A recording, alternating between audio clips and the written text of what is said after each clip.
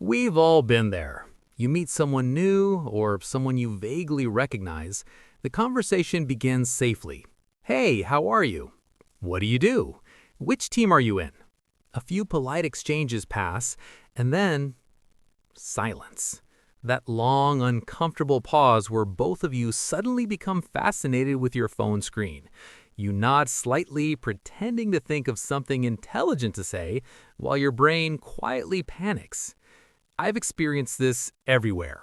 At work events, weddings, parties, family gatherings, even casual introductions that were supposed to be easy. Talking to a distant cousin whose name you barely remember, standing next to a stranger at a social event, both of you trapped in politeness. And in those moments, it feels like some people were born knowing how to talk, while the rest of us missed the lesson. But here's what changed everything for me. The problem was never personality, it was training. Conversation is a skill, not a personality trait. Most people assume good conversationalists are naturally confident, extroverted, or charismatic. That's comforting, but wrong. Being good at conversation is a skill, just like learning an instrument, writing clearly, or playing a sport. No one expects to sit at a piano for the first time and perform beautifully, yet we expect ourselves to communicate effortlessly without practice. When conversations felt awkward for me, I thought something was wrong with me. Maybe I was antisocial, maybe I lacked confidence, maybe I just wasn't interesting enough. But over time, through observation and a lot of awkward trial and error, I realized something simple. I wasn't bad at talking. I just didn't know how conversations actually work. After years of paying attention, I discovered that natural conversations usually follow three simple principles, and once you understand them, talking to anyone becomes dramatically easier. 1. Ask intentional questions. Imagine someone says, "I went golfing over the weekend." Most conversations die right here. You reply, "Oh, that's cool."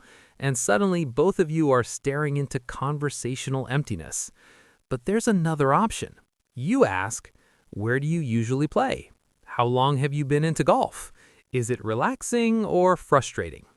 Notice something important. You don't need to love golf. You only need curiosity.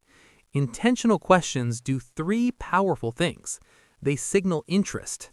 They keep momentum alive. They give you direction.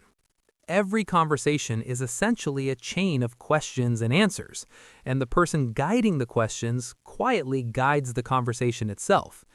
People love talking about experiences they care about.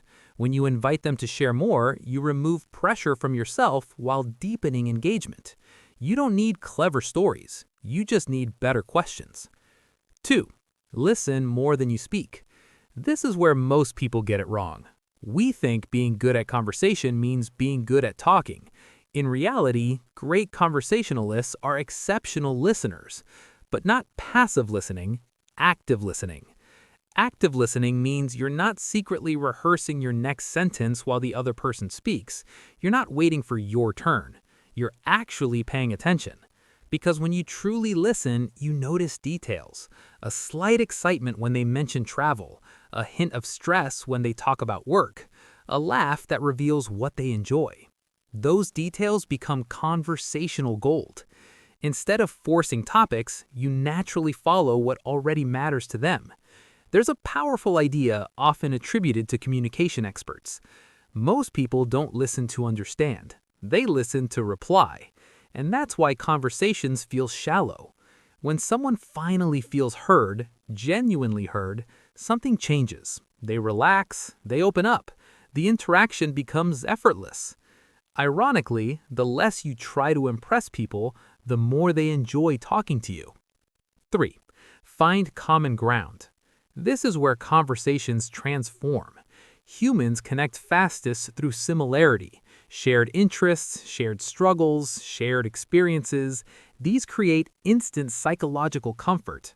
Sometimes it's obvious. You both like the same sport, the same music, the same food.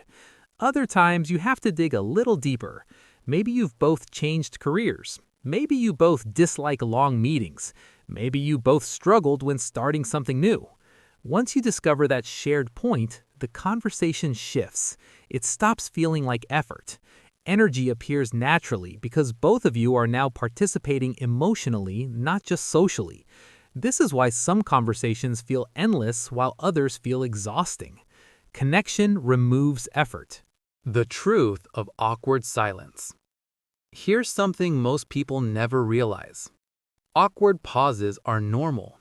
Even great conversationalists experience them. Silence isn't failure, it's space.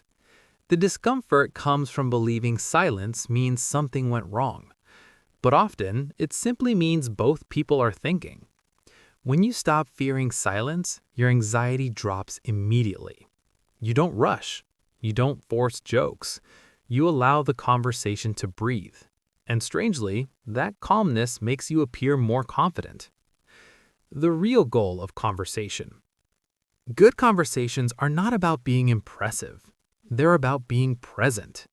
Not charm, not cleverness, not perfect storytelling. Just curiosity, patience, and attention. When you ask intentional questions, listen actively, and search for common ground, something surprising happens.